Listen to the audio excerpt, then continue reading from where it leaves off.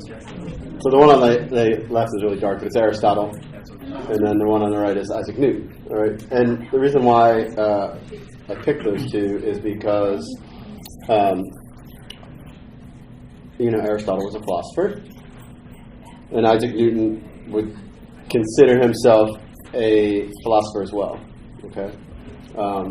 Where we would look at Isaac Newton and say he was a physicist. So what I want to do is sort of unpack a little bit as to why Isaac Newton would think that way, and whether there's something lacking in our understanding of, especially natural sciences today, in which maybe there can be a sort of Catholic revision or a Catholic updating or a Catholic contribution. All right, so let's start with, as we always do, with definitions. So when we use the term science, all right, what is science?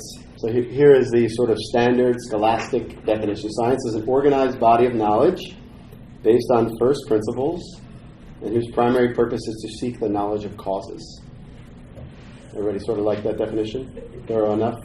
All right, so there's three parts of it, right? There's the organized body of knowledge. There is first principles. And then there's its purpose, right? Why it exists. To investigate causes. All right, so that's really broad, right? Like, so if I asked you for a definition of science before I did that, what would you give me? Knowledge. Fair enough. Study of the natural world. Study of the natural world. Would theology be a science? Anyone? What do you think? Based on that definition. Yeah, so it's an organized body of knowledge. Where do we get the first principles from theology from? Revelation. Divine revelation, right? Yes, Karen. Does this definition draw a distinction between, I guess, the mere acquiring of knowledge and the application of that knowledge? Do you consider that something besides a science? Well, yeah, so that sits in, notice that it wasn't,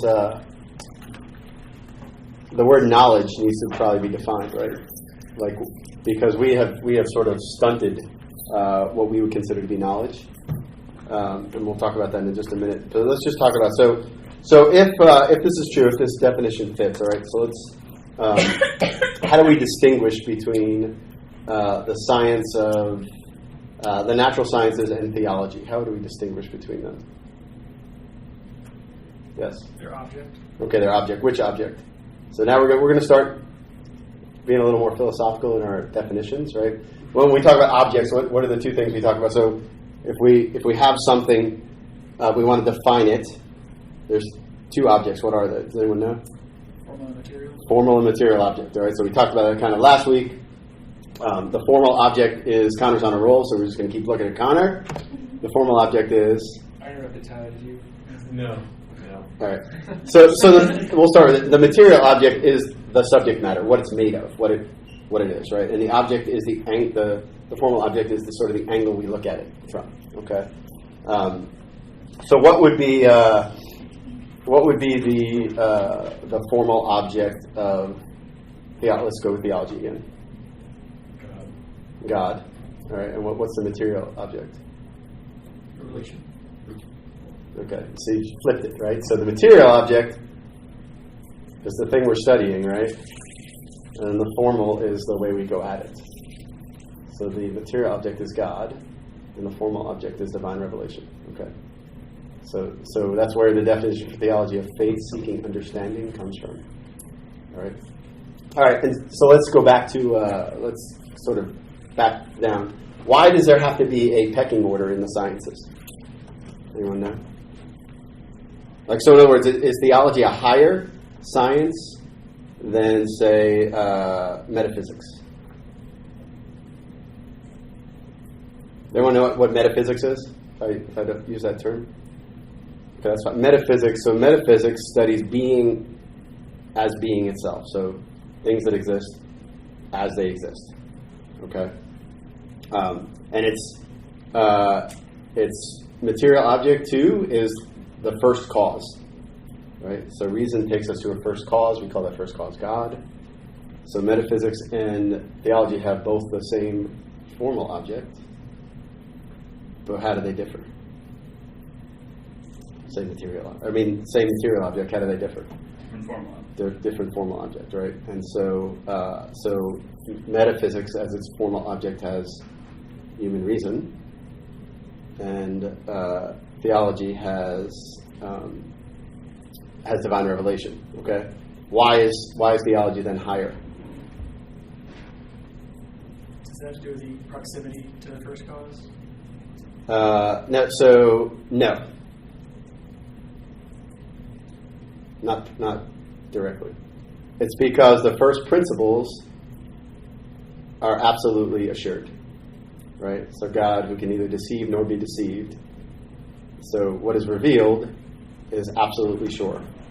What is reasoned to still may be true, but we don't get the same level of surety or assurance. Okay. All right. So let's back all the way back down then. Okay. So we can see like why theology sits on top of metaphysics. Yes, Connor.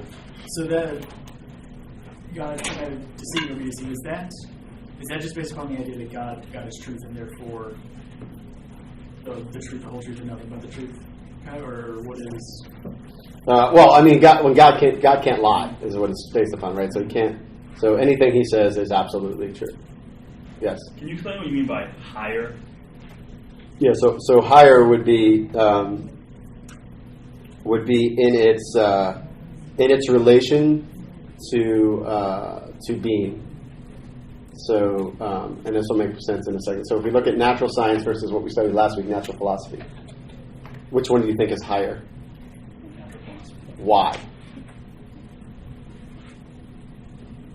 Because everything in natural science is based off of principles of philosophy. Okay, so that is part of it for sure, right? So we could go to first principles, but why else?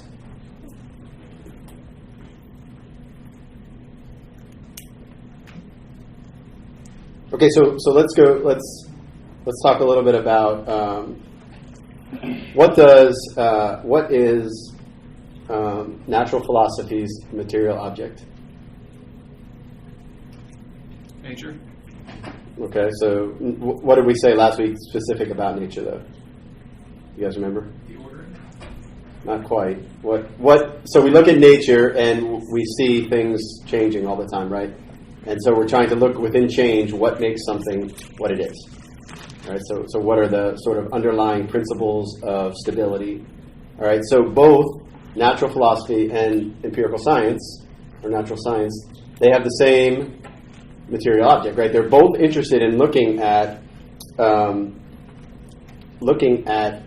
material creation, all right, and somehow looking at change within material creation, right? What does natural science use as its formal object? Can you repeat that last? Yeah. So what's the formal object of natural science? Efficient causes. Not quite. What do you mean by formal object? Someone tell him since he came in late. What do I mean by formal object? So material object is what the object is. What the matter is. The angle at which we... Yeah, so formal object is the angle at which we study the... Is it logic? So logic would fall more under the formal... would fall more under the first principles. Is it nature itself? Is it nature theory? Well, no, it's the accidents. You guys remember accidents, substance, and accidents, right? So what is it? What does natural science always try to study? Accidents to uncover what's going on underneath. Okay. Whereas natural philosophy abstracts the accidents to get at the essence or the nature of the thing. Okay. And so, if we're studying natures, which would be the higher science? You'll see why this is important in a second.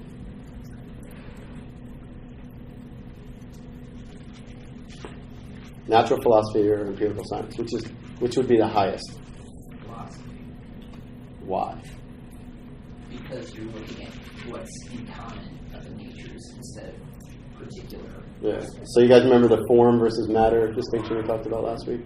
So if you're if you were to look at the matter, the accidents, versus trying to uncover the form is ontologically prior to the matter, right? And this will all make sense when we get towards the end. I know I'm throwing a lot of terms out here, but I want you guys to begin. Remember, we talked about why we're doing this, right? So we have a vocabulary so that, we can even back up for a second, so that in the past 300 years, as natural science has sort of really sort of sprouted, there were no Aristotelian Thomistic scholars in the 17th century to answer Newton and his friends. Okay, and so Aristotle and St. Thomas got thrown out, and no one was able to see because some of Aristotle's natural science conclusions, something like spontaneous generation, for example, he just thought things just suddenly, because he couldn't explain them, right? So they said, okay, look, he's coming up with these ridiculous things, he's got to be totally off, right? But they looked at his empirical science instead of his natural philosophy, right? And so they never tested the principles, they just threw the principles out with him, all right? And so if science is going to serve, what's the purpose of all of this? Like, why do we even do any science? To know, love, and serve God. Yeah, like big picture, yeah, but just to know causes, right? To understand reality, okay? And so, ultimately, let's just back up, and then we'll get to the first principles part in just a second. Where does science, and I'll use science in the sort of narrow, so I don't have to keep saying empirical science or natural science. Where does it get its first principles from? So you guys understand when we talked about first principles, right? So first principles are just those things that you take as givens, you assume to be true, right? Yeah, everything has to have first principles. So if I don't have any first principle, I can't move at all, right? No foundation, no house on top, all right? Where does science get its first principles from? Observation. Okay, so observation, empirical. I'm not going to answer the question just yet. I'm going to make you sort of sit with it for a minute, and then go ahead, Con. Is it philosophy? Yeah. So remember, that's the whole. I went on for like 10 minutes about the pecking order, right? So the higher give the first principles to the lower. All right. So where does physics get its first principles from? Philosophy. Well, math, right? Like I assume that 2 + 2 = 4. Right? I can't test that. I won't. When I'm doing physics, I'm assuming that's the case.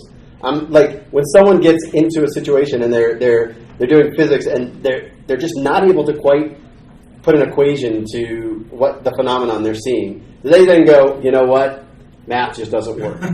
Or do they go, no, my law is wrong? Right? They never question the math. They question their law because the math is unquestionable. It's a first principle. All right. Now. There are mathematicians that can question that because then they rely on higher things, right? But they're handed the data like it's like chemical engineers, right? Where do they get the first principles? Chemistry, right? Like they don't question it and they don't go back and go, well, chemistry is totally wrong about this. Yes. They would also get first principles from everything that precedes. Yeah. But just in this case, like just looking at where the questioning stops, all right? And what is the predominant philosophy today? You guys know this. What did Descartes set out to do? He set out to question everything, right? He's trying to find this method that would question everything, and in doing that, what did he do? He threw out first principles, right? All right, and then it's no wonder that then natural science did the same thing. All right, so let's back up. So then empirical science will get its first principles from natural philosophy, specifically.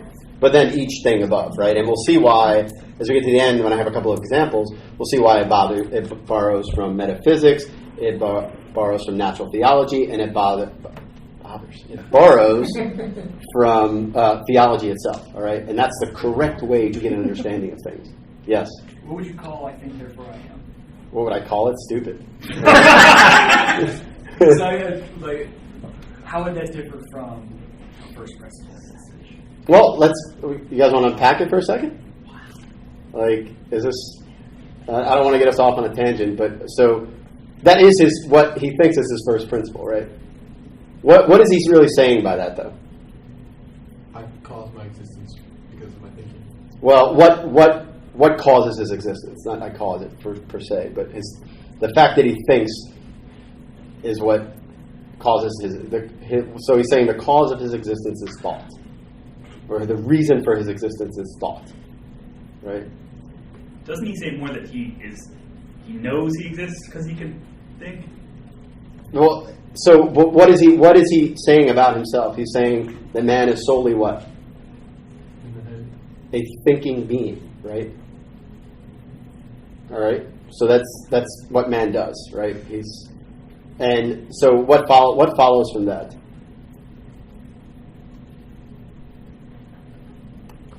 Let's think about some of the repercussions of.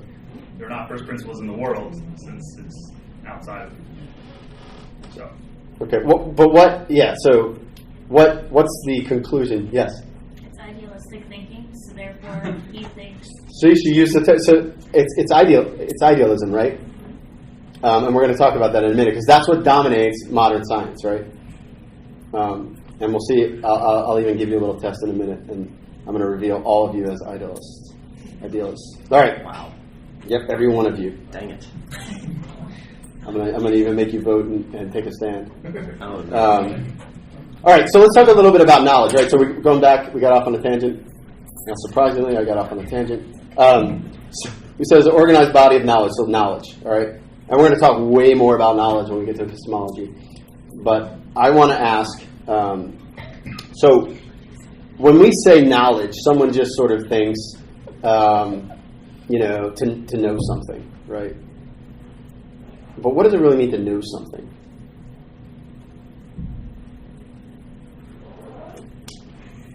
All right, so what St. Thomas says, to know something means that the thing known is in the knower. So when I know the chair is actually becomes part of me, all right, in my thoughts. All right, and if you begin to now think about, like, biblically speaking, why a man knows his wife, why this makes sense. All right, so how is that possible? How can the chair become part of me without me ceasing to be me and the chair ceasing to be the chair? All right.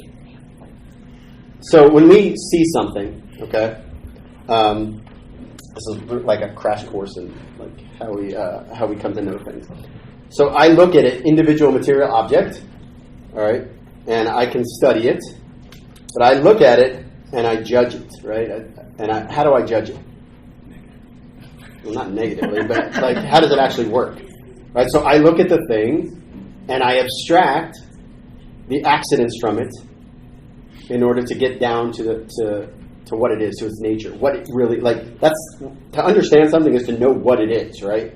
So if I want to know something, I have to know what it is, right? You encounter something in the world, you walk up to it and you go, the first question out of your mouth is, what is it, right? You don't just go, you just don't look at it and go, well, I have no idea what that is, right? Man by nature wants to know, right? Because he has this faculty that he has to know. So we look at something and our imagination draws up this image, and from that, our intellect abstracts the essence of it, okay, or the form of it, what the thing is, all right. And we now know what it is, all right. So I can look at that chair, and it doesn't have arms, it has a cushion. I can abstract all of that and go, that's a chair, because I know the nature of the chair. I know what it is, okay.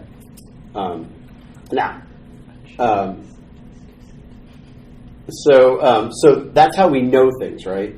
But abstraction doesn't just happen on like just one level, okay? So it happens on 3 levels, okay? So there's 3 levels of abstraction. So first would be for me to look at the chair and I just sort of I abstract the specific matter, but I still know it's a material object. And I'm doing it so as to sort of study the world. Okay. Well, that's what physical science does, right? So it's just one level. So in other words, I can. So if I say to you red, right? If I said the color red, all right? Can you abstract that from material reality completely? No, right? Because immediately, what did you do? You thought of a red object, right? And so to study things like that, qualities of things, that's what natural science is for. All right, and then we can back up a level of abstraction. Okay, and we can go, okay, well, what if I'm just worried about the quantity of the thing, how big it is, where its location is, and all that, right? That's where mathematics comes in. All right, that's where you can leave behind all of everything is sensible except some quantitative aspect of it. Okay, so when is quantity the only way you can know something, though? Because things have qualities too, right? Like a red shirt has quality. It's red, right? That's not. I can't quantify that. But very often, modern science tries to do that, right? What do they talk about? They talk about it being like a spectrum of light. That's quantifying something that's a quality. All right. All right. So the second level of mathematics, second level of abstract. Is mathematics. Let me get back to where I was. All right, and the third is the highest level of abstraction, and that's where we do metaphysics to uncover the nature of the thing and where it fits in the world of being. Okay. All right. So what St. Thomas says is that you rank the sciences according to the level of abstraction. Okay. All right. So everybody sort of understand how we come to know things, right? We sort of got that, right? Okay. All right. So let's take a little talk about first principles. Okay. All right. So remember the definition. We said it was based upon first principles. What's a principle? Something that can't be proven. A principle is just some intellectual foundation upon which thought and everything just sort of builds, right? And so every science we already talked about has to borrow first principles from a higher science. All right, so that's pretty, yes. So I'll come back at the end of the slide here to answer my question. Okay. All right. So let's just talk about just general first principles, unquestionable things that we all believe. All right. All right. So there is what's called the principle of identity. Each being is what it is and not another. All right. So putting words to these sometimes makes it more complicated than it is. But even a 3-year-old knows, I want ice cream. I hand him a piece of broccoli. He says, that's not ice cream. I want ice cream. Right? Principle of identity. All right. How do we know these things, by the way? They're assumed. Somebody said it. Somebody said experience, right? So, in other words, everyone knows what self-evident means? Self-evident just means that once I know the definition of the terms, I know what it means. I don't need to be explained. It doesn't have to be explained to me.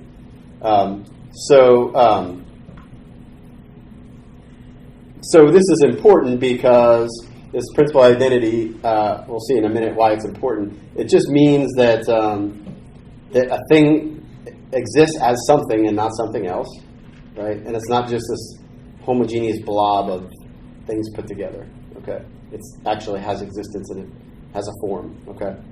All right, so the principle, we sometimes hear this called the principle of non-contradiction. So it's nothing can be both affirmed and denied of the same subject at the same time in the same respect. All right, we see this all the time, right? You're like, okay, you're contradicting yourself. It can't be both those things, okay? It's impossible for a thing to be both be and not be at the same time and in the same respect. All right, the law of excluded middle. Don't worry about this for right now because we're going to have examples of these. I just want to sort of lay them out here. The law of excluded middle just says a thing cannot be and not be. To become something, it has to have been something, right? This is the one we talked about a lot last week when we said from nothing comes nothing, right? You can't get anything from, all right? All right, and then the principle of sufficient reason. Again, we'll talk about this in a minute. Everything that is, insofar as it is, has a sufficient reason for its being. Is that like reason in the sense of something caused it to exist? Yeah, so when we use reason, we would, it doesn't have to be that. So think about the wall. The color of the wall has some cause, right? It didn't cause itself to be red. Okay. Okay. Everything has a cause. Which cause are we talking about here?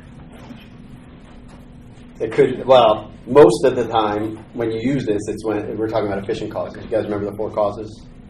Okay, the efficient cause is the thing that comes from the outside and has some activity and gives it to it, right? So the paintbrush couldn't give that wall red color until it had what? Red, right? So it can't just get red by itself, and it has to have an efficient cause, and that cause has to have red. That's what principle sufficient reason has. You can't give what you don't have.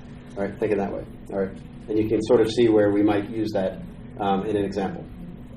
All right, here comes your test. Are you ready? Oh no. That's a rock. I wanted to bring like an actual rock, but I didn't have my stuff together, so I just used a picture. What is that rock made of?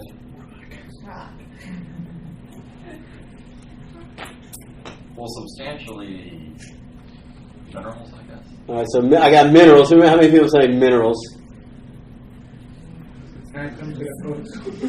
See, yeah, you guys are all intimidated now because I said it was a test. I was gonna make you out to be something you're not. Yes, Father, what do you think it is? That's kind of great. Oh, so minerals. What else? All right. Can we only give the material, or is there more to the question of what it's made out of beyond? Connor, I can't give you that answer. Right? You have to search within yourself and go, what do I really believe this is made out of? Not because you're intimidated. I'm gonna ream you, make you look silly. This particular rock is made of Yeah. pixels. So what is it? What if that rock was sitting right in front of us? What would it be made of? I don't want to hear pixels. Like that's out. Pixels is out. I gave the only wrong answer. So go ahead and give like what you think is the obvious answer. Like what if you were sitting in a class? What would they say the rock was made of? Really hard dirt. Atoms or molecules or whatever, right? That's what it is. Okay, so it's made of molecules.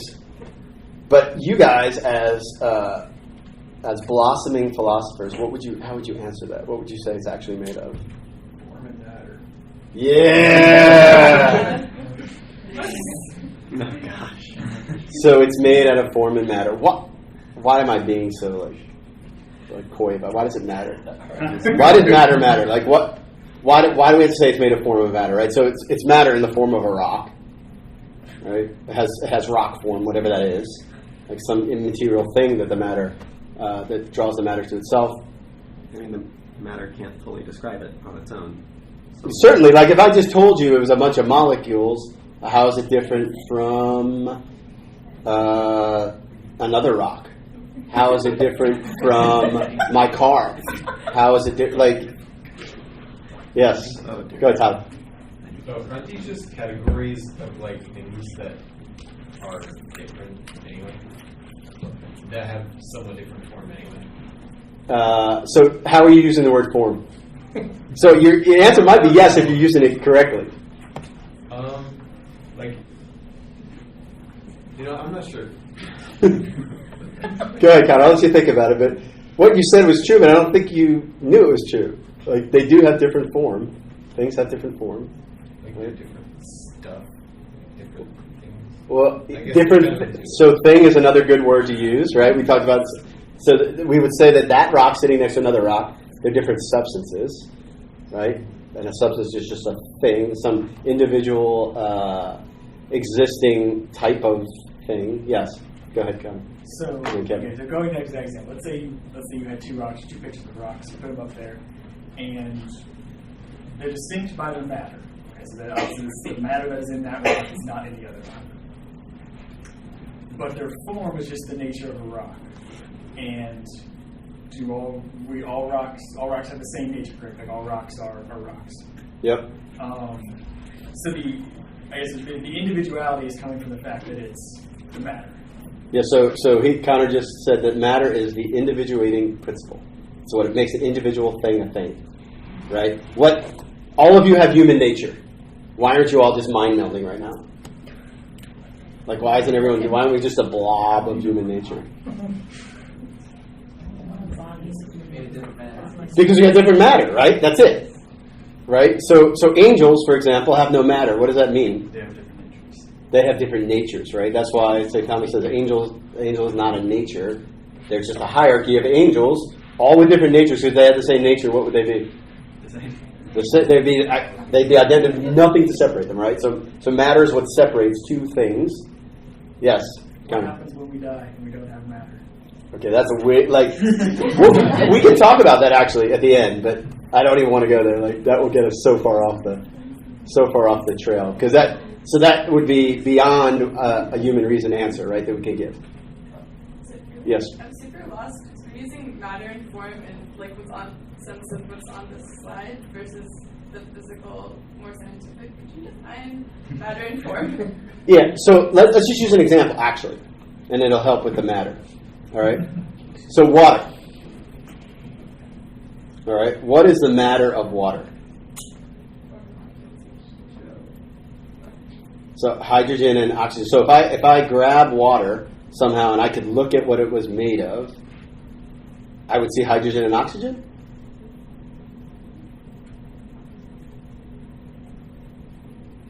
So you told me some ingredients that got mixed together and a cake. Cake is a great example, right? When I put the egg in the cake and I mix it with milk and then the cake batter, where's the milk? Can I extract the milk anymore? No, so some substantial change has happened, right? So think of this water in this. This is why this is like really has to get you thinking, not to think in terms of molecules, or not to think in terms because matter is just the stuff it's made out of. But because if it's in pieces, right? How do you make that? How is that rock a single thing? Right, so in other words, is it a single thing or is it 10,000 things? Like let's just suppose there's 10,000 atoms in it or molecules or whatever. Is it one thing or 10,000 things? One thing.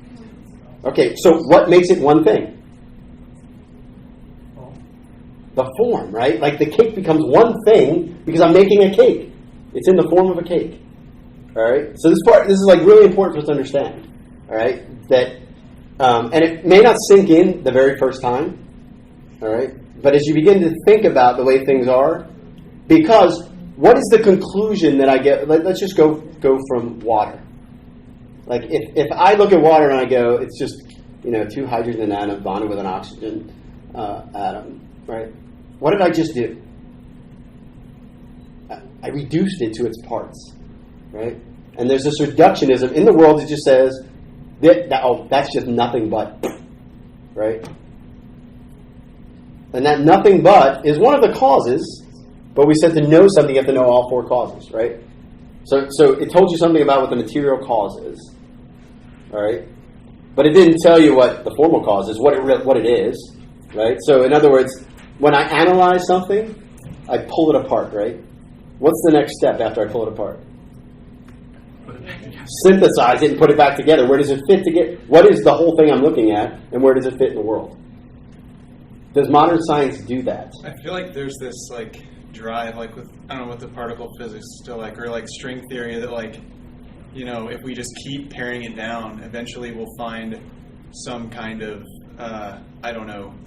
like objective thing that we can understand, and then that will explain everything, and then we don't need religion. Like that seems to be kind of like the drive. Yeah, I mean, there's some of like I don't know that there's certainly some of that, but I don't know the average person, because I've heard Catholic scientists explain things, and I've heard them say things like colors. I think we talked about this last week. Colors don't exist in the world. It's just how light hits your eye. So that wall really isn't red, but it's just the way that the colors bouncing off of and I'm not a physicist. The colors bouncing off the wall.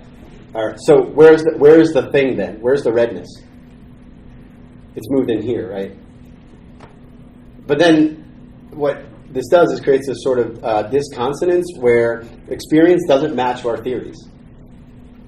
Because if I turn off the light and can't see the wall anymore, is it still red? Yeah. Right? Does a person who's walking around red-green color blindness, red not exist? So red must be something out in the world, right? So that's why it's important, okay? Because it has to do with how we come to know things. Because red-green color blindness is a privation, right? I have the potency to do it, but it's never reduced to act. Right? So I have the potential to see red, but there's an impediment there for me to actually see red. All right? So that's why they say, go ahead. So how would you define a privation? So privation would be... Can it only be something like that is missing, or can it be the other way around too? No, it would be, so do we say that that a rock can't see? Like, do we expect a rock to be able to see? Why? Because it's not in its nature, right? So that's not a privation. Now, a person walking around who can't see, what do we say? They're blind, right? Because their matter, their form, their nature says that is a seeing type of creature who has a privation that can't see. So he has some potency that hasn't been reached, some potential that hasn't been actualized.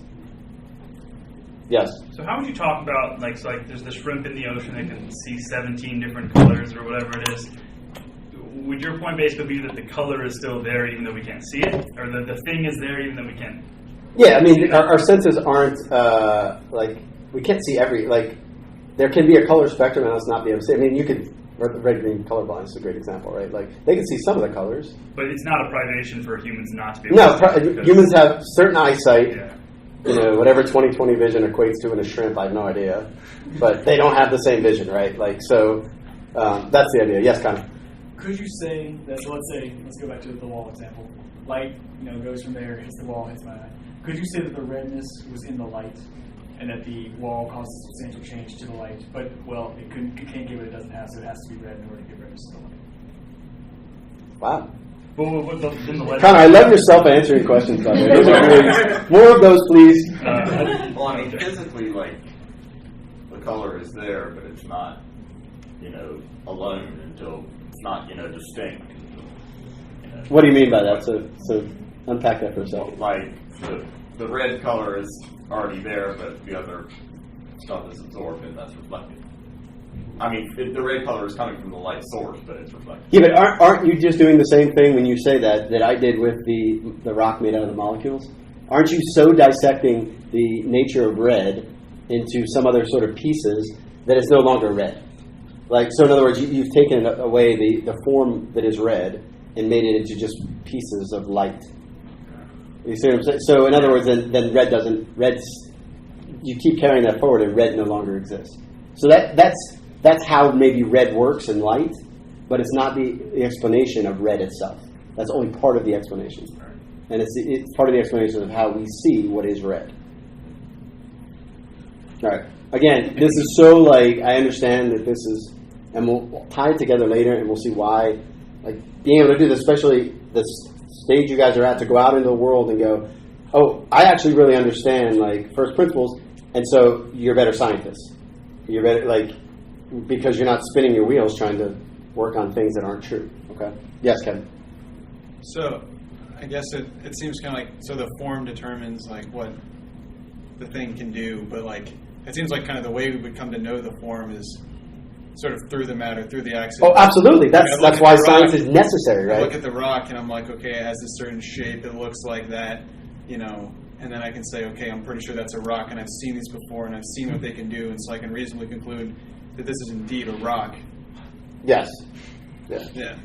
But that doesn't mean that I can just look, but I don't know, it doesn't mean I can just see the rock and know everything about rocks ever and Yeah, so that's the interesting part, right? So we don't know everything about anything. Yeah. Right? Can you tell me how a sweet potato grows in the ground? Can you describe to me the process? Not really, right? We have a little bit of an idea, right? Because there's a lot going on. Right? So yeah, but that as you move, right, your understanding grows and grows and grows. You understand the thing better and better and better and better. But we don't comprehend anything, right? And that's, again, comprehension means to know something fully. But yes. Our guardian angels comprehend all natural things? Yes. Angels can comprehend all that. If the knowledge if the knowledge of those things have been infused in them, then yes. Yes, Jason. If each angel has a unique nature and they exist on a hierarchy, does that mean some people have better guardian angels Yes. than other people? Yes. Yeah, there's a story of a person who could see guardian angels. Father Josh is smiling because I think he knows the story too. There's there's this lady who could see guardian angels, and she was at World Youth Day when John Paul II was there, and she saw this like 4-story tall guardian angel standing beside him. So obviously they have to be, right? Like some people's guardian angels are more powerful than others. That's just the reality of it, because they can't be equal. There is no equality in heaven. I hate to tell you. All right. So your guardian angel doesn't. Do they all understand all natural things, or they don't know all of nature?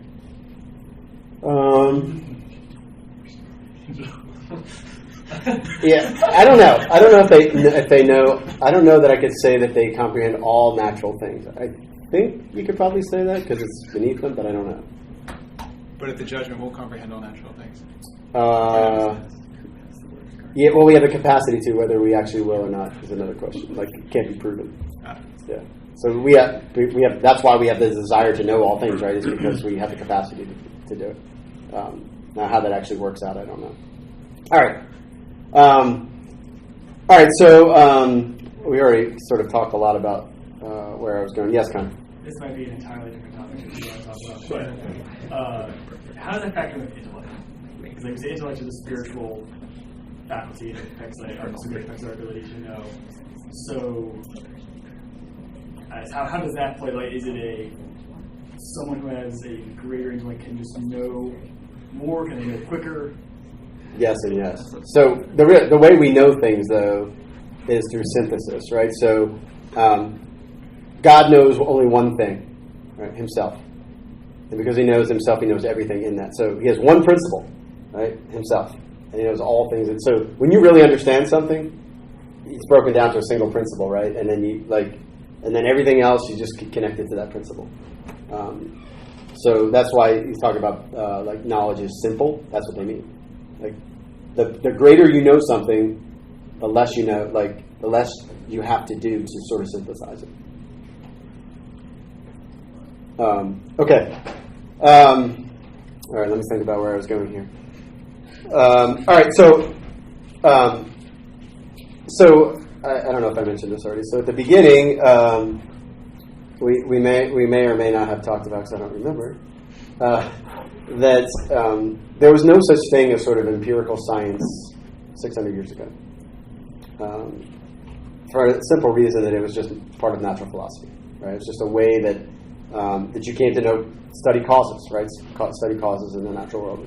It's when it's later on when sort of that gets separated.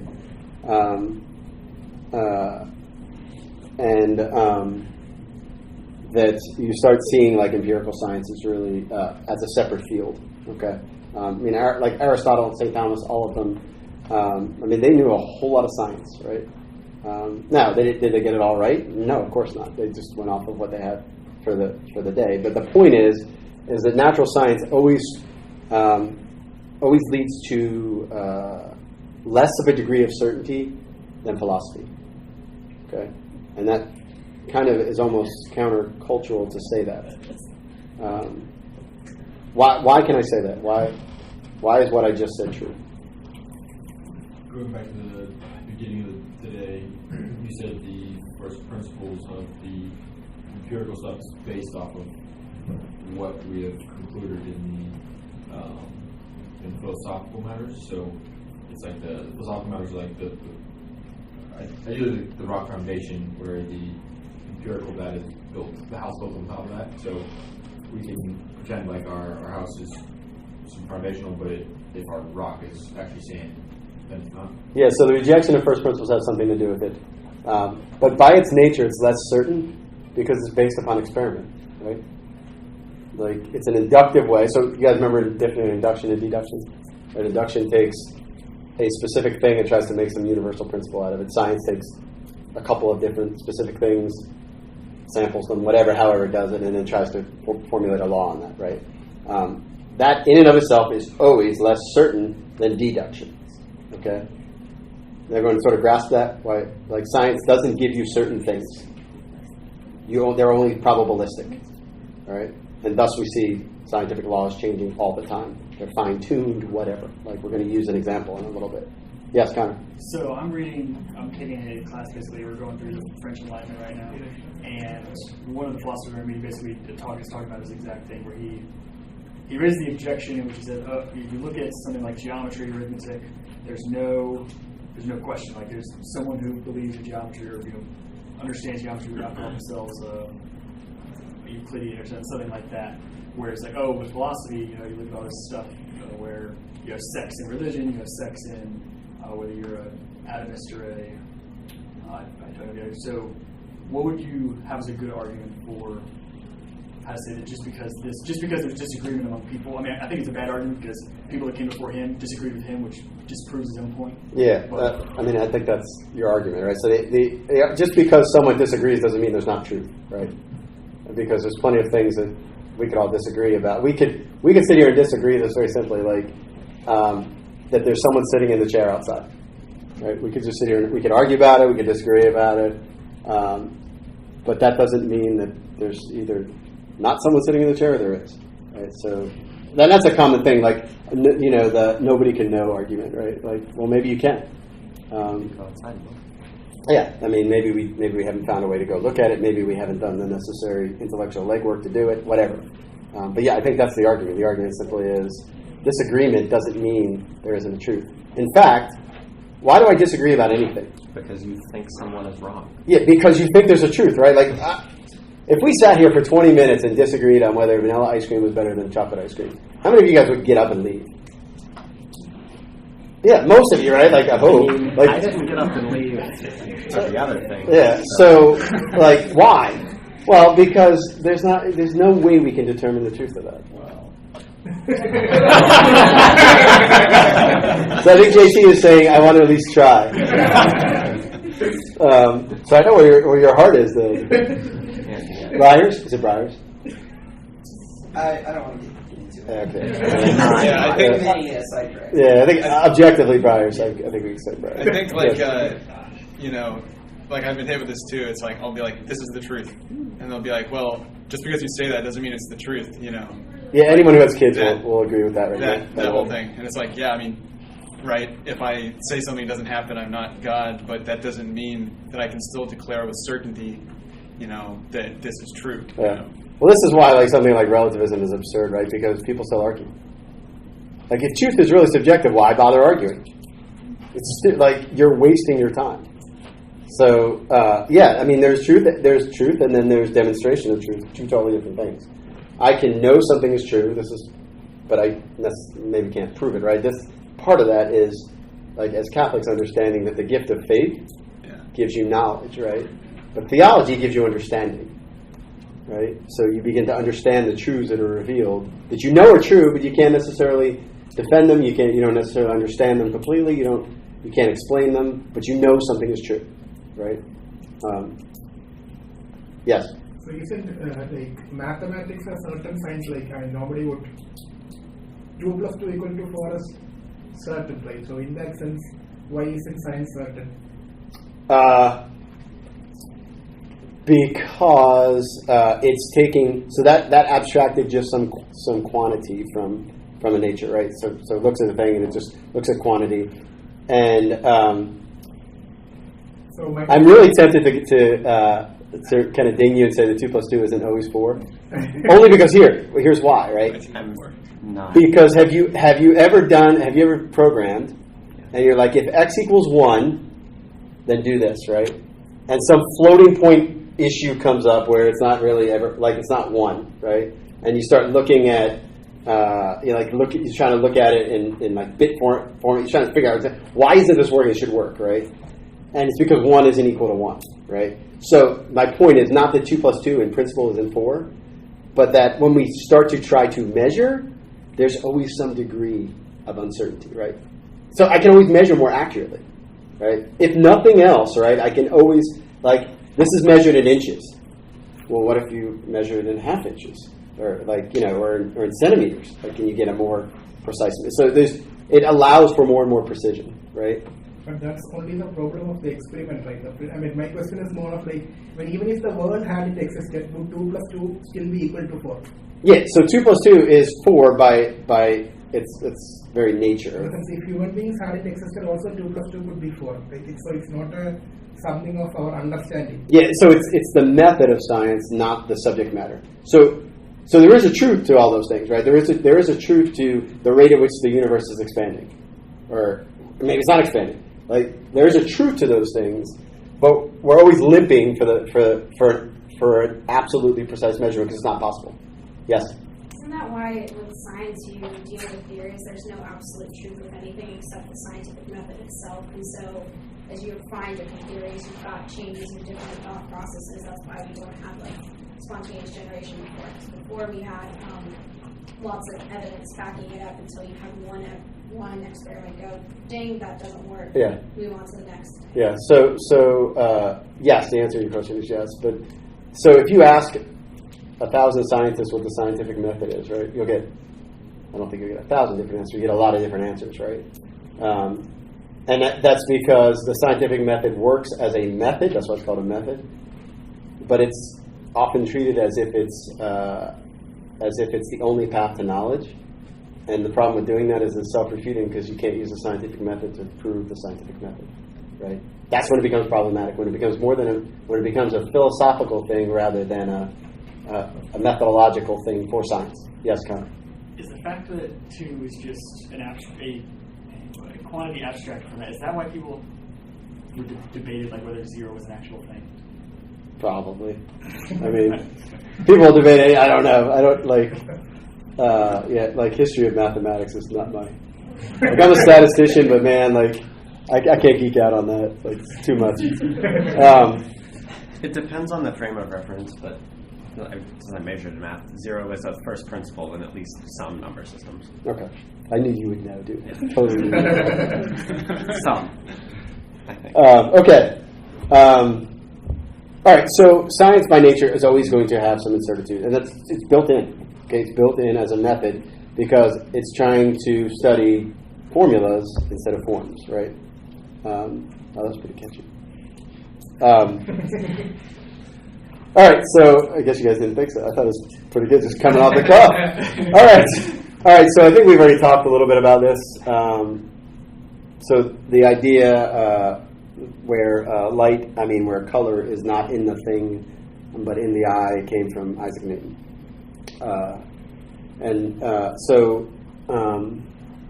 don't know that I want to add it. We sort of beat this horse to death. He's saying stop. Okay. All right. So the take home of that again is that reality is outside of us. All right, and that ideas are. Well, so here we go. Here's the question: are ideas means or ends? What's an idea? So an idea is our grasp on some. Well, I'm already giving it away because I'm trying to. I can't give a definition that doesn't give the answer away. But it's our intellectual. It's an idea is the light shed upon something. I wish the light was shed upon that. Yeah. Well, you have to answer my question first. You can't ask for a definition. What's your question? Yeah, in this case, the definition will give away the answer. So you got to come up with your own definition. So are ideas means or ends? Let me say means. Means to what? Other ideas. Yeah, means to understand. Means to truth. Means to understanding. Right? They're not ends. Right? If I'm an idealist, what are ideas? Ends. Right? Yes, Connor. Okay, so when we think of ideas, like you said, we can never know something fully. So I look at a chair and I have this idea of what a chair is, and it's in some way flawed. I don't truly know what that chair is. If I somehow knew what a chair was, I knew its nature, is that still an idea, or is that something else? No, because okay. So we didn't actually. I never finished this thought about the thing known being in the knower. Did I finish that thought? No. Or did I get off on a track? So that's really important, right? So when I know something, when I abstract it, the form becomes part of me. So I abstract all of the accidents, everything away from it, and now the thing is inside of me. The form of it is inside of me, right? So I know the thing because it's in me, right? So that's the idea. All right, so go back and now ask your question again.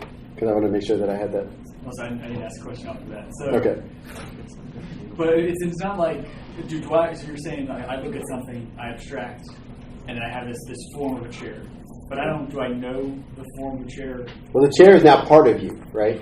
In a certain sense, right? So the form of chair is now in you, right? And that's the amazing thing about abstraction, right? Is that this form that exists in this individual thing now also exists in me, and I'm still me, right? And so this. Go ahead now. Now, what's your second half of the question? I was going to get us off on a bad tangent. But so, because there's somebody who is mentally ill. Okay? They think chairs can float. They have this idea of a chair. They looked at a chair and said, yes, that thing can float. Their idea, the form of their chair in their head does not square with the nature of a chair in reality. Okay, so you're saying like the form we have in our head doesn't necessarily have to square with. No, ideas can be right or wrong, right? Okay. Yeah, ideas can be right or wrong. They can be comprehensive, or they can be, because in that they have something right about the nature of the chair, right? So if I have a correct idea of a chair, and God infused knowledge into me what a chair Yes. was. Use comprehensive. I comprehend the chair. Is that still a means, or is that an end? It would still be a means because now you're using chair to know what. Yeah, it's still a means to know, like, ultimate causes, right? The ultimate cause of the chair. Right. So you once you really know the chair, you can know like who made it, but then you can know who made the guy who made the chair. Right. All right. All right. So I think I've also exhausted this as a topic about being aware of the fact that. Remember that the difference between idealism and realism, right? We talked about this. Idealism says that, what's the difference? Somebody tell me, what's the difference between realism and idealism? Idealism says everything exists in our head, and realism says it exists outside of our head. Right, and so that our ideas are just ways in which we access those things outside of our head. Okay, so reality is real. It's outside of us, right? The real, remember we even defined the word real. Real is outside, what is outside of us. Okay, yes? Useful thing that I got to use the other day. If you're having an argument with someone who you think might be an idealist, mention climate change. Why? Because they really don't like that a certain political party doesn't believe in climate change. But if they're an idealist, then they have to accept that. So you can use the arguments that they share your philosophy in to show them why their philosophy doesn't work, which can be really useful. All right, so let's. All right, so I think we've done enough. Like I'm seeing some cross-eyed. I think we've done enough of like terms and stuff. Let's look at some examples. All right. Because that's where it got easier last time. Yeah. Did you vote before that? Yeah, I think you left before the chaos ensued. That was good. Yeah. It was the second best discussion we've ever had in here. Yeah. All right. So I picked two. You can probably guess which two they are: the Big Bang and evolution. All right. Not to be just really settled, easy questions for us to talk about. All right. So my question for you: can we prove the world had a beginning? No. According to him, no.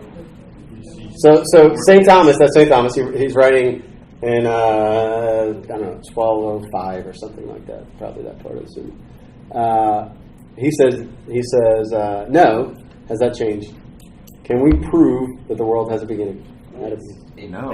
People disagree with Thomas then, and people disagree with the Big Bang. It hasn't really. Well, here's the thing. Okay, like even with the Big Bang, there's some people that will say, well, maybe there was something else before them. Maybe it's some, going back and forth, whatever. So the answer is it hasn't changed. Okay. In that sense, I mean, you can.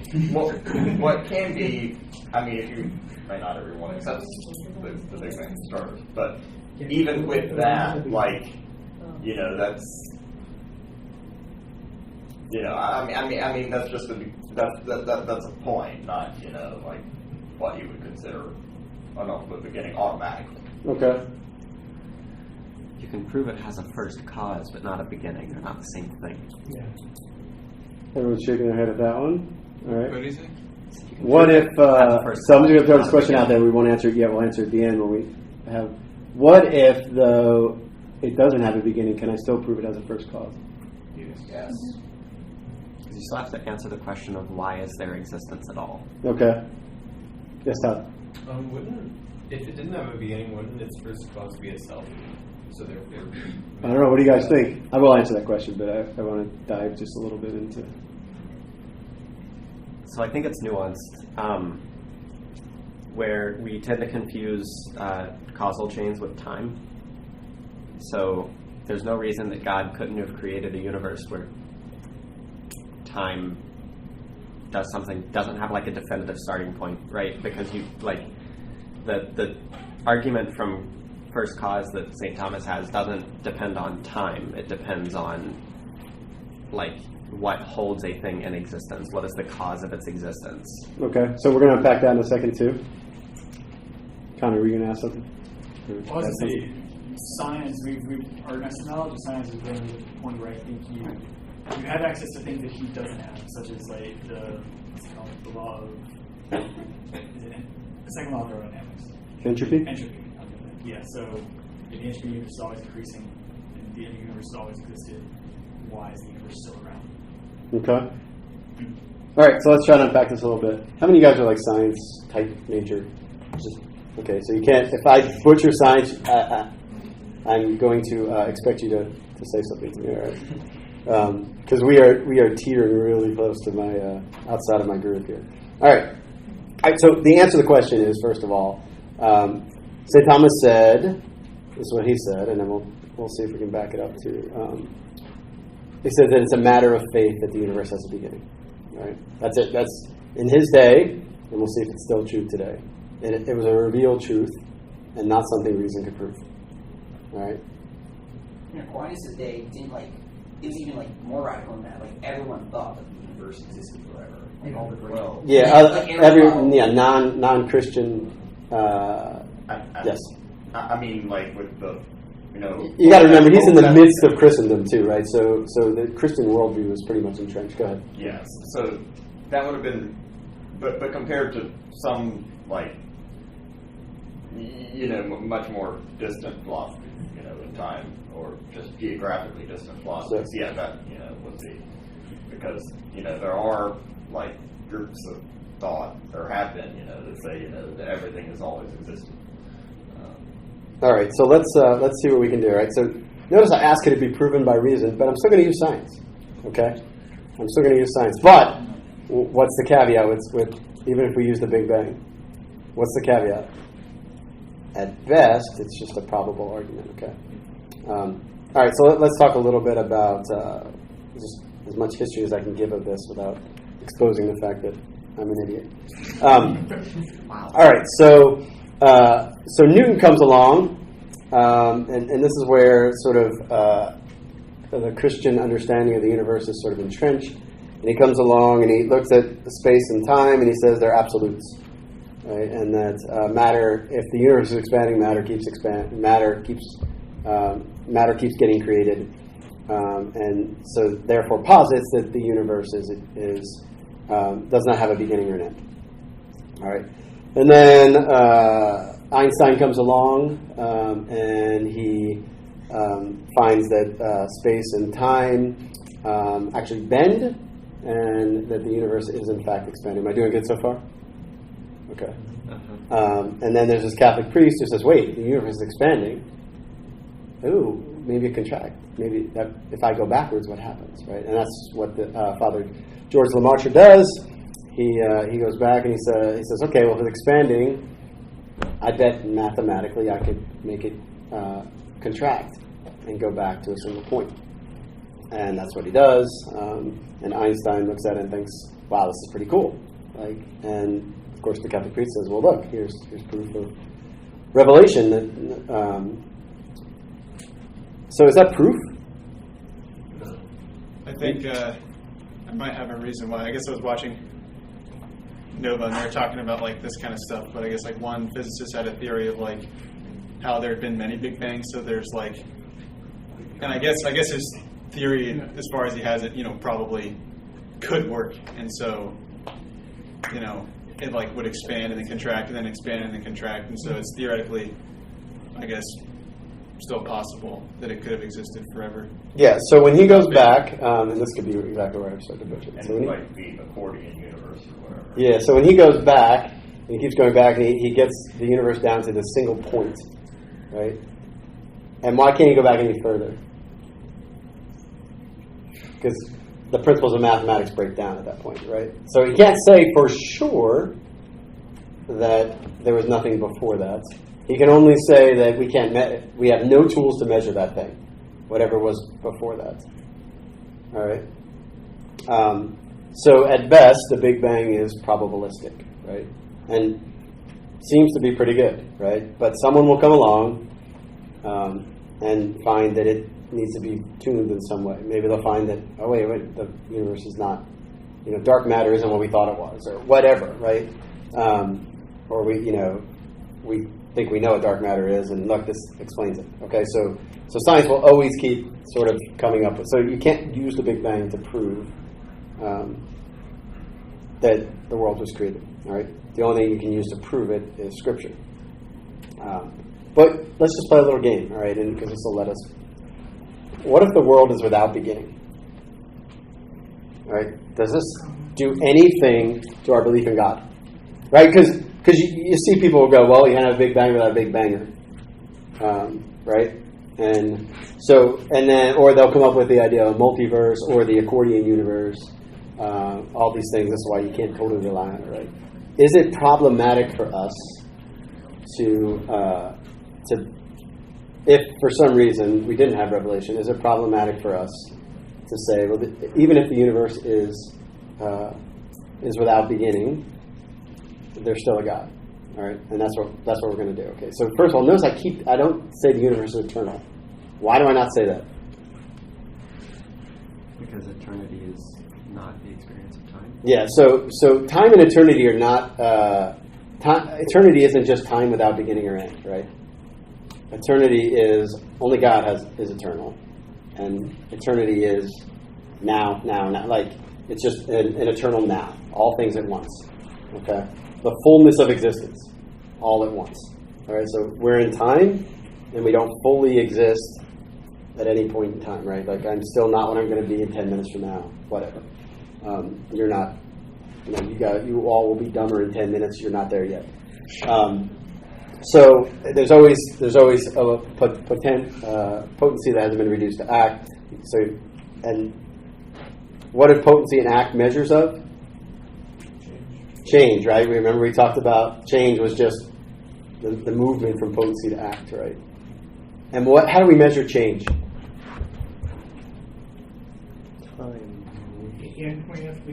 Time, right? So if the universe is without beginning, does that mean it's without time? No, right? Because what do we see? We're in it. What do we see? Change, right? Yeah. What we see. So let's talk a little bit about, because we've visited this before, and I know it's something you all like to unpack a little bit about time. Okay, so time, here is St. Thomas's definition. Time is nothing else but the number of motion, and now we know what motion means, right? Change, in respect to before and after. For we perceive time, as was said, when we number the before and after in motion. Therefore, it is clear that time is not motion. Time isn't change, it's just a measure of it, right? But it's consequent upon motion insofar as it is numbered. Hence, time is the number of motion. Is time objective or subjective? Oof. A little bit of both. Sorry. Objective in the sense that it's not, dependent on the mind. Right, but relativity is it kind of messes around a little bit. So when Joshua stopped the sun, did time stop? No, change still happened. How did it move? How did time still move if the sun didn't move? Other things were still changing. We don't measure, or time itself is not measured off the sun. Yeah, so time is not the ruler, right? Like time is not, we measure by the sun. So there's some objective thing that we pick the movement of the sun, or the movement of the earth around the sun. Sorry for the, still stuck way back. way back. So, geocentricity. Yeah, by the end, you're all going to be geocentrists. Yeah, you will be done. I'm totally going to deliver on that. I promise. All right. So we use the sun because there are a few accidental changes in the sun itself. It's reliable, right, for us to use. But time is both objective outside of us and inside of us. Where does before exist? In your mind, right? And where does after exist? Where does later exist? Does it? I mean, when you're thinking about like the future, but Say that again, Laura. Say it nice and loud. Potential. Yeah, so it exists in potency, right? Again, we're using words. It exists in potency. Yeah. We're using words. Yeah, we're using big words. Big. So the future does not yet exist, right? But it is still a real thing in the sense that it exists in potency, even if not in actuality. All right. So then time is a measure of change. Does now exist? Yeah. Like right now. What? That now doesn't exist. Yeah. Not anymore. It exists in your mind.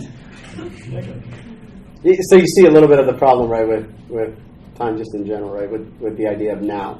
So why does what Connor said kind of right, kind of wrong?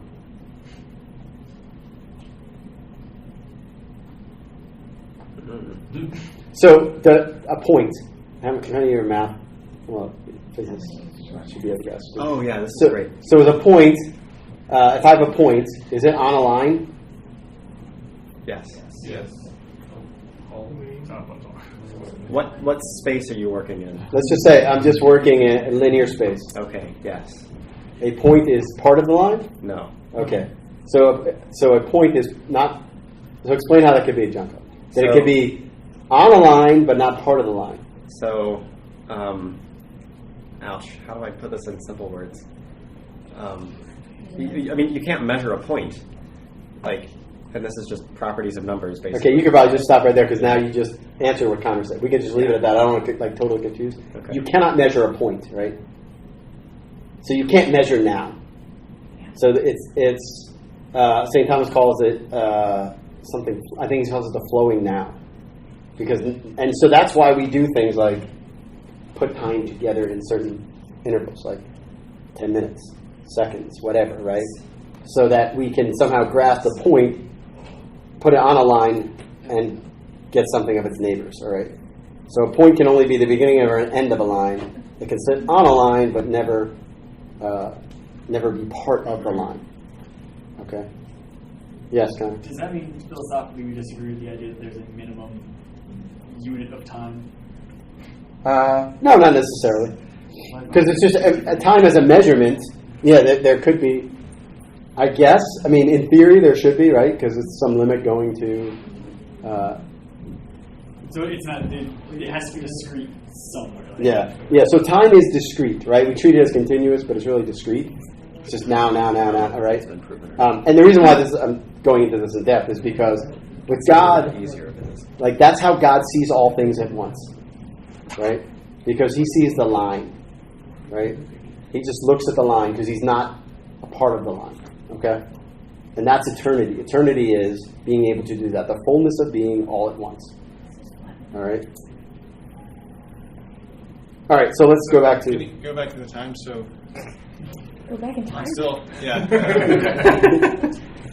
confused about what you said. Like you can't identify it now, but you can only identify an interval. Is that what you're saying? I mean, in essence, yes. Well, I mean, thinking about now is an interval. So Yeah, like nothing. Like it's gone the second it. Like not even the same. I'm trying to use the second. Like it's gone. Period. That's it. Like it now exists in another form. By the time you said now, it's no longer now. Yeah. So. I think you were about to say. So the thing is to always think of it as something discrete, right? So it's always something behind you. It's just another. Like each time is a step forward instead of some continuous interval, and we just make it continuous so that we can talk about it. Could it still be continuous? Or no? I mean, in essence, yeah, because like the before and after, before is continuous, right? That's why it has like it's a measurement of before and after. If you're if you're sort of confused, that's how time works. Like honestly, like it's one of those things that like to try to grasp time while you're floating in it is a little difficult, right? Like the fish trying to understand all the qualities of water when he's in it is very difficult, right? All right, so let's go to in this. John Claude was a little bit doing this already. Don't worry about the length of this. Like you guys know, my slides are just for later on. So remember, we're trying to get. Does it matter that whether the world has a beginning or not? All right. And well, it doesn't matter, but does it matter for the existence of God? All right. So what we're going to do is we're going to spend a few minutes talking about, and we'll talk more about this when we talk about the existence of God. We're going to talk about Aquinas' first way. And the reason why we're going to talk about this, because I want to do it twice, now and when we come back to it, is because of his very first line. The first and more manifest way is the argument for motion. Right? So St. Thomas says this is the best argument for God. All right? So let's sort of unpack it. All right? So what does he say? What is motion? Change, right? When does change occur? Okay. So here and now, here and now, right? Now, most people argue this thinking, and John Claude already talked about this a little bit, thinking this really just means that it's somehow connected to the Big Bang, where we just keep going back in time, right? So I have a cause, it's my parents had a cause, blah, blah, blah, blah, blah. Just keep going back, right? But that's not what St. Thomas does, right? And I think we have the language to understand this, okay? All right. It is certain and evident to our senses that in the world some things are in motion. We look, something's changing, right? Because there's time. Now, whatever is in motion is put in motion by another. For nothing can be in motion except it is in potentiality to that towards which it is in motion. You guys understand that? Like, can you grasp what it's saying? I can put it in simple terms if we need to. Like, all right. So what he's saying is that change is nothing but reducing potency to act. All right. So the thing has a potential. It's moved to that thing that has potential for. Yes. This is another question about time, but hey, can we stick to this and come back to it? I don't want to lose like the little momentum I have. All right. So where was I? Now, whatever is in motion is put in motion by another. For motion is nothing else than the reduction of something from potentiality to actuality. But nothing can be reduced from potentiality to actuality except by something in a state of actuality. All right. So all he's saying is that the wall can never get red until something that's red gives it red. Okay. It is therefore impossible that in the same respect, in the same way, a thing should be both mover and moved. So the wall cannot give itself its redness. Okay, something that is actually red the wall is only potentially red until it receives it. All right. Therefore, whatever is in motion must be put in motion by another. If that by which it is put in motion be itself put in motion. Okay, so you see where he's going. Now, this is where the infinite sort of regress goes. But not backwards in time, up and down in reality. All right? So the wall got its red paint from the paintbrush. The paint got it from the paint can. The paint can got it from the factory. The factory got it from the dyes. The dyes got it from the plant. The plant got its color from the soil. The soil got it. Like, see how it's going? Like, it's not going in time. All these things are actually holding the thing in existence as it is right now. Okay, and it's difficult to think about all the factors involved in something existing here and now versus later. All right, do you understand? Or versus backwards. All right. Yes, Casey. Could you make a distinction between I'm here because my father and mother gave birth to me, but if my dad died today, I'd still be here versus. Yeah. So you're here because you had the potential to be here. That was activated by your legs to get you. So here is really here. Like, why are you here? So this is really the question of not why does Casey exist, but this is how did Casey exist, but this is why does Casey exist at all? He's really going at why does anything exist at all, right? So existence, nothing is the source of its own existence, right? Like there was a time when I wasn't here, and there was a time when I won't be here. So I don't have self-existence. Something must give me existence. And so he goes back and he says, okay, well, the fact that you exist here and now, and you can trace it back to certain things, like I exist here and now because my heart is beating. But eventually, you get to the point where something has to have existence in and of itself to give. Okay, something has to be pure act. All right, and this will again, I want to sort of introduce this and not spend a whole lot of time on it, but to know that this is the answer to whether the universe has to be without a beginning or an end. It doesn't matter. So St. Thomas, when he does this, he just simply says the reason why it's fitting that the universe has a beginning is so that it's more obvious that there's a creator. All right, so he's not saying it's necessary at all. He's just saying it's so that God can make things more obvious. Yes? So before I take all the credit for putting those words out, Matt Fradd made this cool video where he has a boxing match between Thomas Aquinas and Richard Dawkins, and he talks about this and how Richard Dawkins thinks it's an argument about time and then says that's crazy. And he goes, well, yeah, it is, but it's not talking about time. You've misinterpreted the argument. And so he talks about this in really good detail, and obviously St. Thomas Aquinas wins, and it's great. Yeah. So thinking about this, think about going down into like molecular level versus backwards in time. All right, and we'll come back to this when we do the existence of God. All right, but this is worth sort of going to watch that video because this is an absolutely irrefutable argument for God. All right, the fact that anything exists here and now shows that there's a God. Okay. All right. All right. Let's jump to evolution. All right. All right. So let's talk about the first principles that might apply to evolution, and then we'll see if we can come up with whether evolution is true or not. Okay. That's pretty bold, right? But if the philosophy is bad, guess what? It's a bad theory, right? Because something's wrong. All right, so let's look a little bit into this, okay? All right, so let's grab the first principles. So the first principles are act and potency. All right, I think we've sort of belabored that.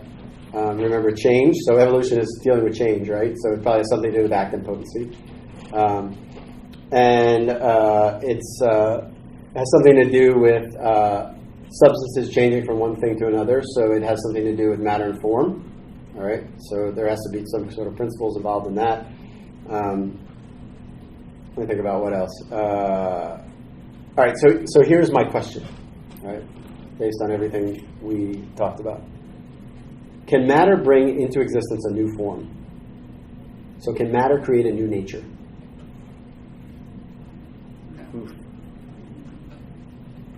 Give what you don't have. All right, so Connor just threw out the law of sufficient reason. All right, so why can't matter create a new nature? Didn't possess it in the first place. Yeah, so it doesn't have the new nature, right? It has its nature, right? Yes. So you keep using the example red. I'm going to use the example purple. Yeah, use something else. So red. You guys should go out not using chairs. How many times have you been here and I've talked about chairs? Because it's like right in my sight. Chair is a part of me. It's getting weird. If I have red paint and I pour blue paint in, neither gave it purple, but then purple is there. Okay. So my question would be... So does red have the potential to be purple? Yes. Okay. Does blue have the potential to be purple? Yes. Okay. So there has to be at least in potency, right? Mm-hmm. The mixture of... Does lightning mixed with primordial soup, except in Frankenstein, have the potency to create life? No, because it can't. It doesn't have life, right? Somewhere it has to be in the... the effect has to be in the cause. Have the potency for life? Do either one of them have life, right?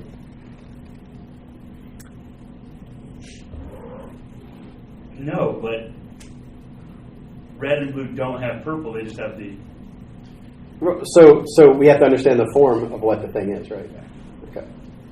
Right. So remember, though, what evolution is really positing is not red and blue make purple, but it's positing that red and yellow make rello, like something brand new, right? Some new form that when these two things, that some change in the, some change in the form that is read, some change in form, some accidental change, so whatever kind of change it is we'll talk about, somehow makes this relo, this new thing that never existed before. Yes? Are we specifically talking about abiogenesis or macroevolution? Hold on. Yeah, so thank you, by the way, because it's like 2 slides ahead, that question. Because, I'll sort of let the cat out of the bag. Philosophically, microevolution, solid. Because they're really just accidental changes, right? But what happens oftentimes is macroevolution hides behind microevolution, right? There's plenty of data for microevolution, all those things, right? So I haven't gotten there yet. I'm just using evolution broadly because I want to talk about why the two are different. So right now I'm talking about both, but we'll talk about them initially. All right. So there's another principle that we need, okay? So this is an assumption that evolution makes, by the way. Right? Does evolution go forward or backwards?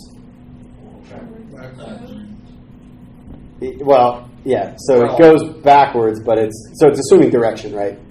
But it's trying to show how life moves forward, though, right? Sorry, that was a really vague question. But the point is that it's saying that as time goes on, more and more perfections are shown in history, right? Which that's the problematic part, all right? All right, so in material and living bodies, we find an ascending order of perfection in which the higher beings have their own perfections as well as those of the lower level of being. In the unity of the higher being, the multiplicity of the lower beings is virtually present. Okay, what does that mean? All right, so a rock has being, a plant has being, but a plant has vegetative powers. Okay? An animal has vegetative powers, but it also has sensitive powers. Right? So there's a perfection added on afterwards. All right? And then humans have both vegetative, sensitive, and intellective powers. All right? So the question is, if it's moving in that direction, what is the cause of the new perfection? Okay? Does that make sense? So we have to look at what the cause is. All right? And this is, Connor, do you have a question? I answered my question. Okay. Dude, I love yourself answering questions, by the way. Nice. All right, this is just, again, we've already talked about this because somebody already brought it up. So we would have principle of sufficient reason. There's a corollary to it, which is just the effect cannot be greater than the cause. All right. So what are we assuming immediately is intellective powers greater than just sensitive powers? Or is it more perfect in being, right? In being, it would be more perfect. So can, just looking at it that way, can somehow sensitive powers cause intellective powers, according to this? Can it be a cause? Shake your heads no. All right. So let's now make our distinction between micro and macroevolution, and we'll tie it all together. All right.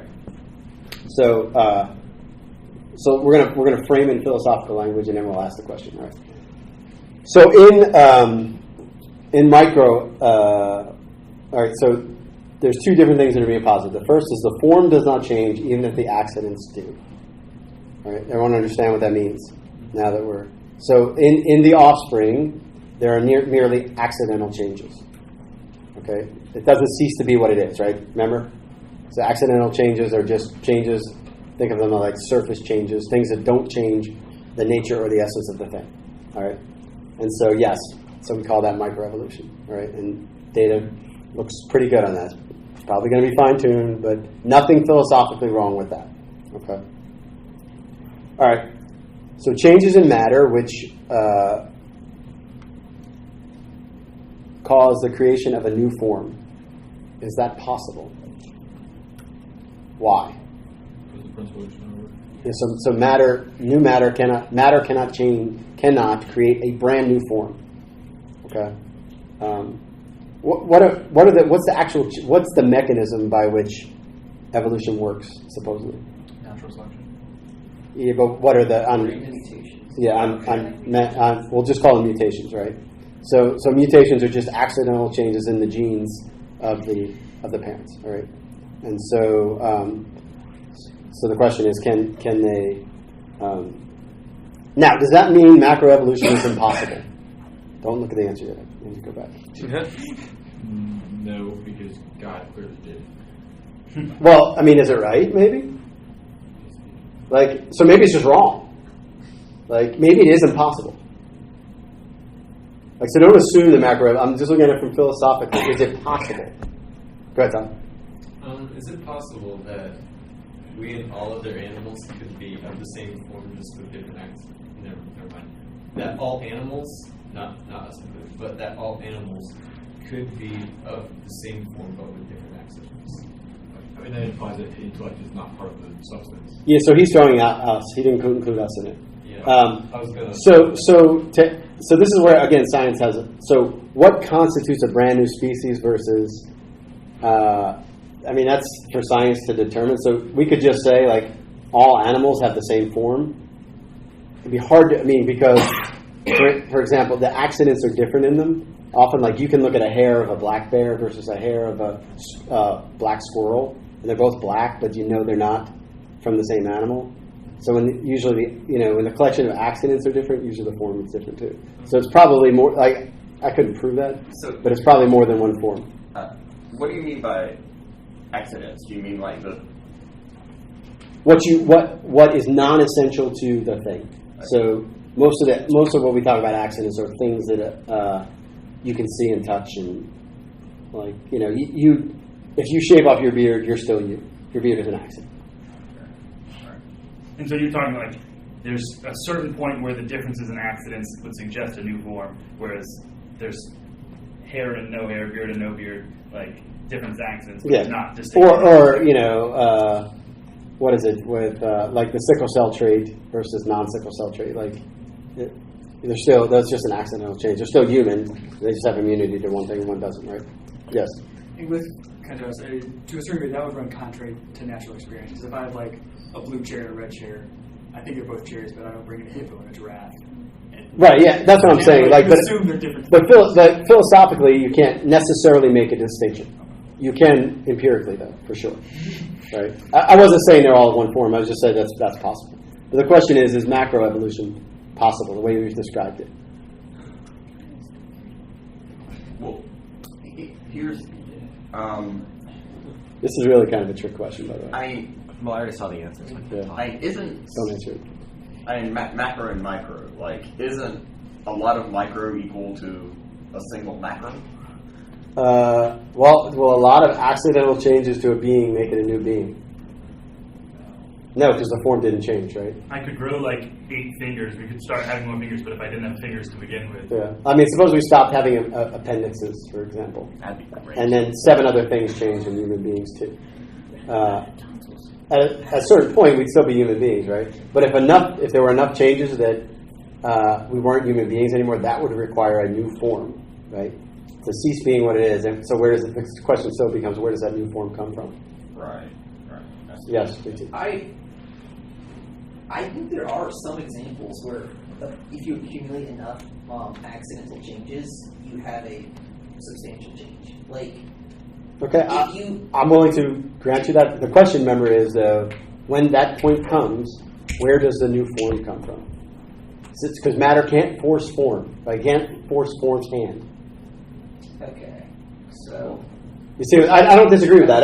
I can't disagree with that. Like, I mean, well, it's like the thing. Like, if you have like, a car, and I mean, like replacing like the license plate might be accidental.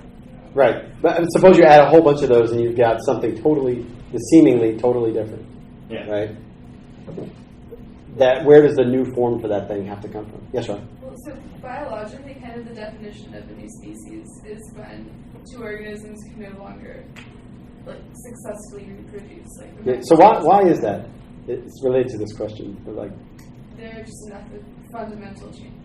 Do you want me to cell biology? No, I mean what you just said was probably sufficient without say what you just said. There's enough. When 2 organisms are no longer able to successfully reproduce, they're different organisms. They're a different species. They're a different type of thing. Yeah, because they no longer have the capacity to produce the matter for the specific form, right?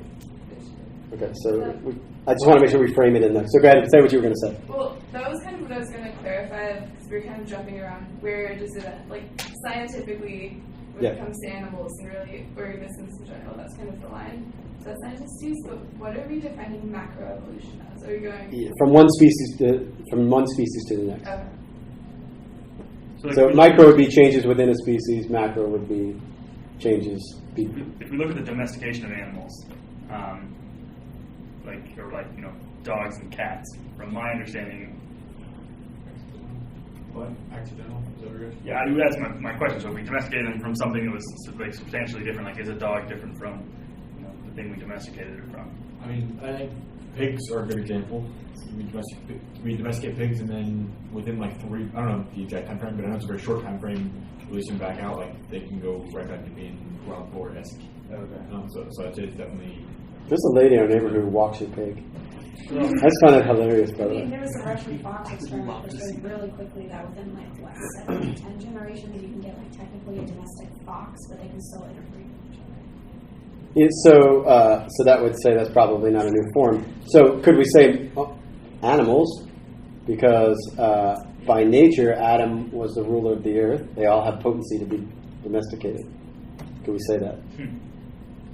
Right? I mean, I think that's a reasonable based on... See, this is where now science meets revelation. We're going to use another example in a second. And it's helpful, right? Yes, Connor. If we're going back to this question of generation of forms, I mean, if we're saying, okay, matter can't do it, then we have to look at something immaterial, in which case we say God is the sort of... Yeah, so the only way macroevolution works is if there's a cause that can create a new form. And we call that cause God. Right? Like your example with the car taking apart and changing out parts, you were the cause of changing it into a new form because you have the creativity to do it. Yes. Yeah. So our idea of whatever the new thing will be. Yes, kind of. So the question is, could God have used evolution just by? I mean, it would have required him constantly doing miracles, which I think not necessarily miracles, just acts of creation. Yeah. Right. Well, I mean, no matter what. All the forms that exist, God created them. How He created them, like what the mechanism by which the matter is prepared to receive, so that the new form can receive it. That can be any way. That could be macroevolution. It could be, but the point is that without God intervening, there are no new forms. Right, because a form is an immaterial thing. Material can't create it, so it requires it actually, because there are a multitude of them, requires an all-powerful cause, and so the cause has to be able to create a new form. Yes, I have one thing. Okay, and I want to make sure we grasp this. I don't want you to think I'm just slipping God past you, because this is a really good thing for us to understand. Yeah. Okay. So. Okay, I get what an accident is. I get obviously what matter and form are, but how is form different from accident? Yeah, so form is what the thing is, and the accidents are the things that depend on the form for existence, that don't make the form necessarily what it is. So if I take it, again, going back to your example, right? So you are a human person. That's your form. Yeah. And then you have all kinds of accidents that, if you lose those things, you're still a human person, right? Be it your size, your location, your mental state, all those things, whether you're awake or whether you're sleeping, all those things are just accidental changes. So think of form, and if it's easier, just think of it as another word for nature. So nominalists also don't believe in form, so we couldn't use the discussion of form with a nominalist. Yeah, but you can get them there pretty quickly, because why do you categorize things the way you categorize them if they don't have similarities? Yes? Okay. So consider a time before any chairs existed. There's probably a time where there was no chair. And someone made the first chair. Walk me through, did the form exist before that? Okay, so it's an artifact. Right. So no, it did not exist because it did not exist in their mind yet. So when an inventor makes something, like the form is not there. So God is not the only cause that can create a new form. Or would you argue that God infused the form? So there always makes like St. Thomas makes a distinction between natural objects and like artistically created, like what he calls artifacts. Okay. And so he would say that's one substance, but what makes artifacts different is they're really parts. Doesn't the form exist? Why wouldn't the form exist in his mind? In God's mind? No, in the Creator's mind. Oh, it does. Before they make it. Yeah, that has to be, right? No, I'm not saying that. Before he comes up with Before it even existed, he said. And then somebody thinks of it, and they have this pile of matter. The matter can't make itself into a chair, right? It has to first have the form of a chair, right? How do like the idea of people trying to create new animals, like chimera type deals, fit into this conversation? Like, I am imagining making an animal that is part this and part this, and then I can gene edit them into existence. Yeah, so this is one of the reasons why like the church is opposed to that, by the way, is because especially when you mix human gametes with, like, is that a human? What is like? And this is another reason why like why the church says like polygenism doesn't work either, is because humans can't breed with non-human things, and so I don't know like what that, like Pandora's box, I don't know what that would look like, but philosophically it's problematic because that's essentially what you're trying to do is create a new form, which is a bad idea. Yes. So can a form exist in potency? Can't one form have another form exist within it in potency? Like, my form is a human being, but I also have the potency of being a corpse. No, you don't, right? Well, the material... Yeah, see, that's where it becomes a little bit like a form... There would be material changes that result in whatever my material composition is. So remember, in change, there's always something there's the changing part, and then there's the unity that goes with it, right? Right. So when you die, the change is in you, and then the matter goes into a corpse, the form of a corpse.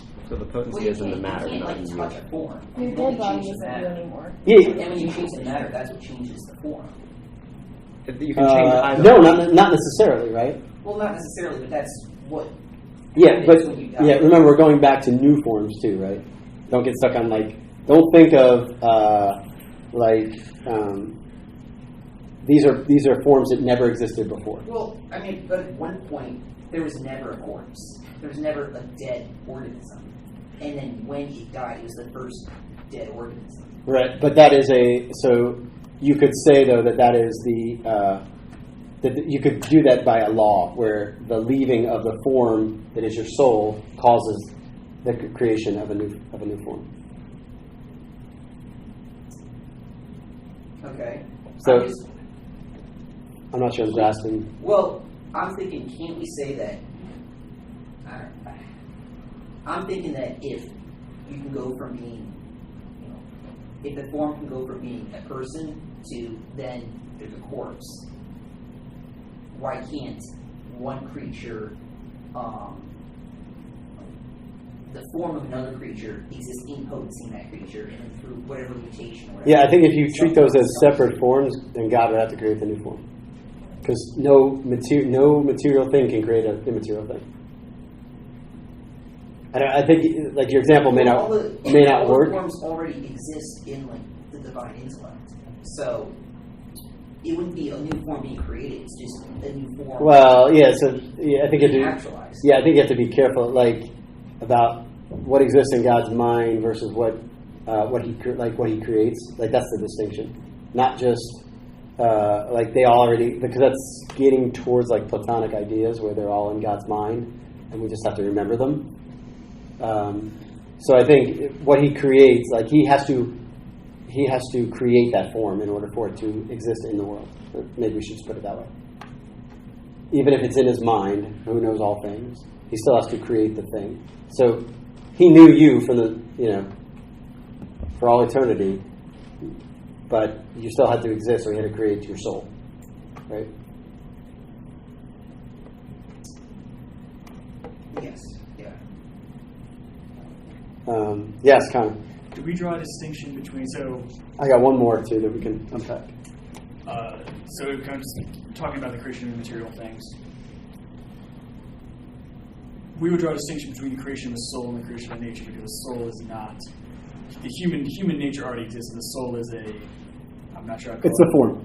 It's the form. Yeah, I mean that's why I was using the word nature, but form is there's a distinction because form is part of an individual substance.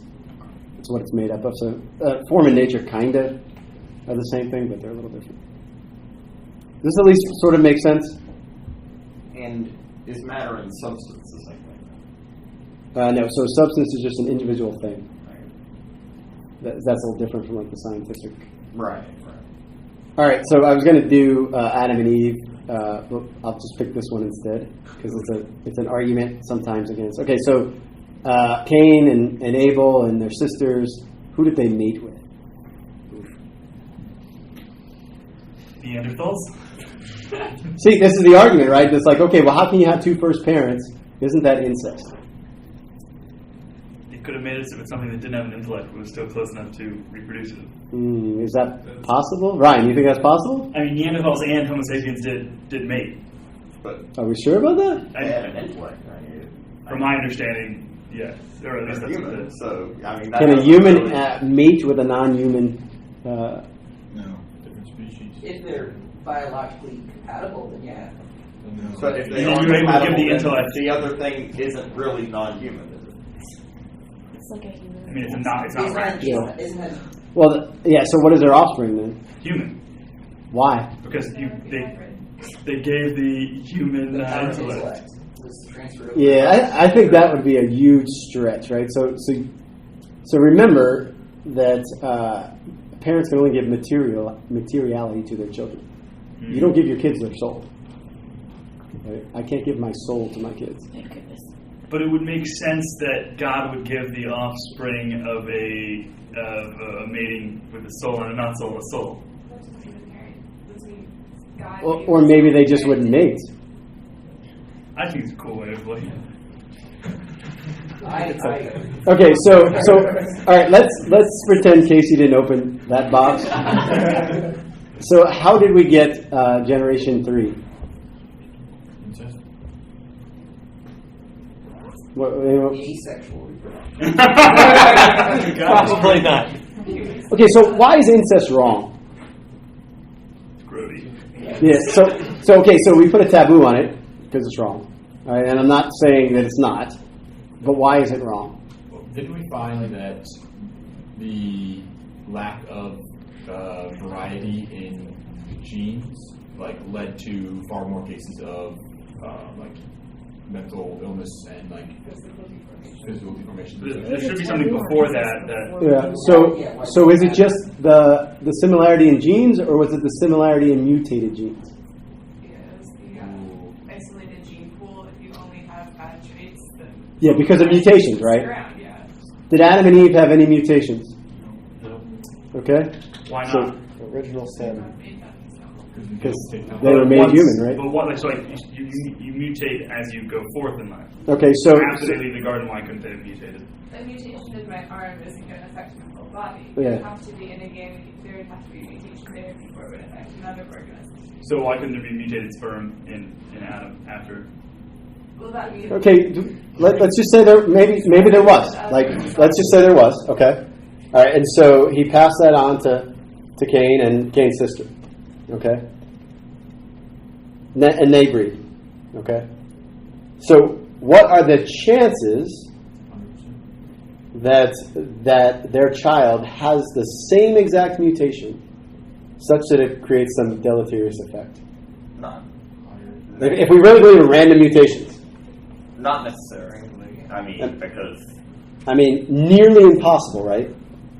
So incest creates a child that is that usually has something wrong with it because the parents have the same set of mutated genes, not because they have human genes, right? Because we're starting out with Adam and Eve. Guess what they had? Where did Eve come from? Yeah. So they're like fraternal twins, right? Right? Yes. So they have the same genes. All All right, and so they breed. All right, and let's assume that they didn't have any mutations. Let's just say it's the second generation that has mutations. All right, the chances of those children having the same mutation, according to genetics, is minuscule. Right, probably impossible. All right, such that some deleterious effect would be.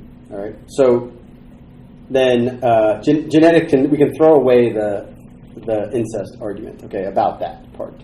All right, so biologically, there's really we can start with 2 and we're fine. Okay, so St. Thomas says you can't. Incest is not against the natural law.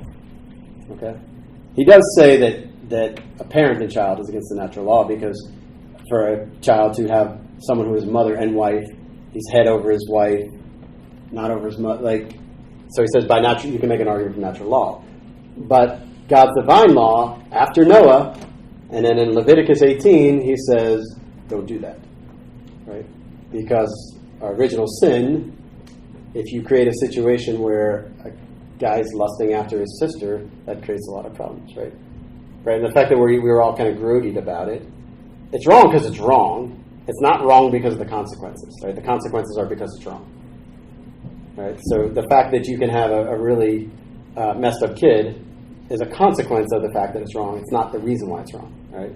I know initially, that's almost everyone's response is well, it's wrong because you could have a really distorted kid, and no, it's wrong because it's wrong, and you could have a distorted kid because it's wrong. Yes, Connor. We're saying it's wrong because God said it's wrong. Yes, yeah. You can't from the natural law. You cannot get to why incest would be wrong. Brother, sister incest. Yeah, or even close cousin, whatever. From the natural law, you cannot. There's no way to prove that. And just to be clear, again. Still wrong, still really gross, but we need to be told that. We can't figure it out on our own. Yes? Okay, so you said in Leviticus or into Moses, he said, or to, I think he said it, no. At some point God says, don't do that anymore. It's in the old law. Yeah. There are definitely certain things in the old law that we don't have to worry about the fact that I'm possibly wearing a shirt that's made of 2. And if I ate a kid, boil and smother from milk, that's a goat, not a person. I wouldn't have to worry about that. But and I've seen people go back to the old law and pick. There's certain things okay, don't murder, that's against the natural law, so therefore it's also wrong. Even God just said it again, maybe to make it clear. But there are also certain things we go back and say, like the example I saw was about cross-dressing. It's okay, well, God forbid it here, therefore it's still wrong today. How do we? Yeah, so you have to when you look at the old law, what you have to do is you have to pull out what the principle is. And then see how you apply the principle today, right? So, why the prohibition on certain foods, or the blood of an animal? Why was that prohibition there? The principle behind it is because the only blood they were supposed to take was God's blood, ultimately, right? So, we say, now the principle is there, and now the fulfillment of the principle is, I need to receive the Eucharist. But so, what's the principle in incest? What's the principle it's trying to protect, or trying to longevity? Lusting after your sister, right? Does that principle still apply? Yeah. So, I think there's also context clues, especially in Leviticus. There's sections where it's this is ceremonial law, and it's all ceremonial law. And then when he starts giving moral laws, there are sections that apply to just the people, and then there's sections that also apply to any aliens that come into the community. And those are more clearly universal. It's even though they're not Jews, you hold them to this law kind of thing. And so you can get some clues from that about what still applies and what doesn't. It's not it's just pick whatever makes you happiest kind of thing. Which is how it's frequently perceived when you get into arguments on the internet. Yes. And is there a this is really gross. So why can't this be one of your self-answering ones? I wish it could be, but if somebody asked me, I want to be able to know the answer. So we talked about siblings, we talked about mother and son. Is there what's the argument against father and mother? Same thing. Same thing. Although he said it's not as bad. Yeah. So even so, but there's no Like, so the reason it does, what I would say, is it doesn't make sense for the mother to have authority over her son and the son to have authority over his wife. Right. But if a father has authority over his daughter and a father has authority over his or husband has authority over wives. Yeah, the logic, I'm not sure if I could totally Okay. just make it out. I mean, there's logic to it, but let me think about it. It's a different authority, right? Maybe different obligations to the authority. Yeah, I mean, for sure. Yeah, I mean, so even though husbands have authority over their wives, they still are subject to them Yeah, in it's, certain ways. Yeah, and it's not parental authority too. Which Yeah. manifests differently. And but like the other thing too, that like his argument too about which is really good. So he says it's kind of hidden in there in the very first commandment that God gives, where he says a man's supposed to leave his father and his mother. Right. So he says it's sort of in there, right? And he's saying that's the principle of natural law when it's in the very beginning. So it's connected to our nature. Yes, Casey. Quick side question. Would this at all apply in an argument for why we don't believe in the married priesthood, that the authority gets wanky? I mean, I guess you could make that argument. I don't know that I've heard it. I mean, there's nothing wrong with that argument. It'd be a good argument. Well, But it also can't rule out the fact that it happens. yeah, but Eastern Catholics a lot like. Yeah, just in priests, not in. So Yeah. when they can't become bishops, married priests can't become bishops. So there would be an authority issue there, I think. Yes, Con. So just to make sure, so we are saying that it is, at the very minimum, not an impossible theory that the way we got from generation 2 onwards until Noah was incest. Is that what we're saying? I don't know that we had it once. I like my theory better. I mean, Yeah. even from But my point is that like people are like, well, that had to be impossible or gross or whatever. And the point is that it's a perfectly viable explanation. And then you can tell them it happened twice, because when Noah got off the ark, there were 7 people left. Yeah.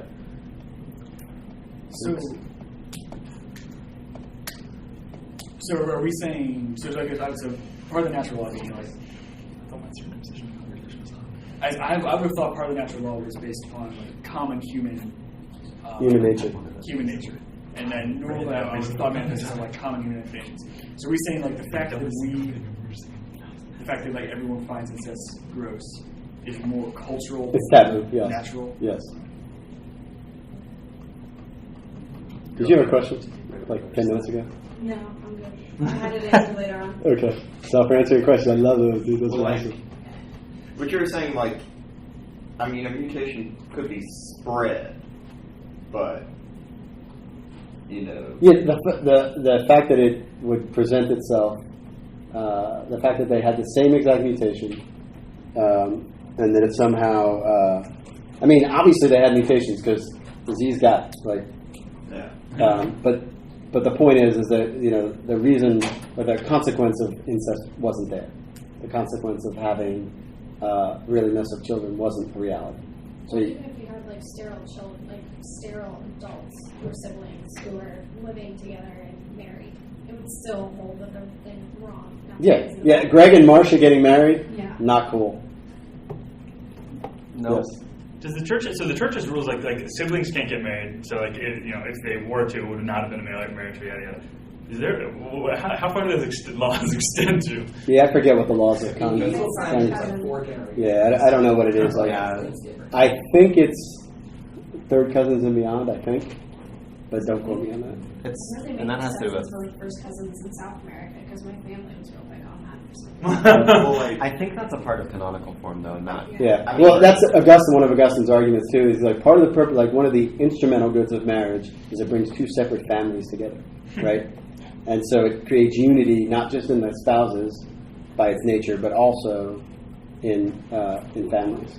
And so that's why he says it's good. It's good for someone to marry outside of their family. Yes. Okay. Scripture, Bibles. Cain murders Abel. God puts a mark on Cain, and Cain basically says like, "Oh, I can't." He says something that seems to imply that there are other people around that he has to be in fear of. Who are those people? I mean, you would assume first of all that Adam and Eve had probably a lot of children. I mean, we know that they had girls because there had to be girls around, right? Why? Cain and Abel. Yeah. If there's no girls, dude, we're done. But that's assuming the yes. Yeah. Okay. So those other people would come from that. So it didn't have to be like, I mean, I guess obviously there's a distinction in time because it goes from like, right, Cain, Abel, then they kill each other, so they weren't like 2-year-old, you know. Yeah, and remember, So like, they're living like- so again, like genetics can also tell us why they live so long, right? Like, think about it. Like, there's no, like, why do we die? Something stops working eventually. Yeah, something stops working. Like, if they have perfectly pure human, human DNA and all, like, there's no reason to think that they wouldn't live for a long time. So again, it's not unreasonable to think that somehow those numbers are ridiculous and made up. Yes. So to be clear, there are no other people that were made at this point. We all originated from Adam. Yes. Okay. Yeah. Yeah, and that again is like that's straight like church doctrine, like of all the things in Genesis. Yeah. And it also stems from the fact that like in a lot of ways we want it that way because that means that if there's like the way evolution works, that somehow like Eve would be either greater or less than Adam, and that there'd be races that truly were less or greater, right? So if they all come from different directions, evolutionarily speaking, then we could look at them and go, yeah, that person is less. So again, like the consequences of what you believe. If you really believe humans evolved, then humans are not equal, because there has to be a line of them that were somehow less than, because there's no equal, and so then to this day they're still unequal. That's why the importance of Eve coming out of the rib of Adam shows there's no inequality in humanity. Is there any significance to coming out of the rib versus any other? Yeah. Yeah, so it comes right out of the rib because it's right by his heart, but two, because he's not the head of her, it's not his foot, and she's not the head of him, it's not out of his head, it's right out of the middle. So they're equal. When you really start, like, if you start to like really try to tie together scripture and science, and like what truth is truth, right? And it helps you to understand so much better about like how God is working, because He's written it all. Like, it's all from Him, and there's nothing to be scared of. Nothing, like, you just try to understand it and try to apply the principles as you see them. Like, that's why we do this. It's not trying to like ding atheists or something. I'm just saying this is perfectly reasonable, and I can even use your tools to show you how reasonable it is.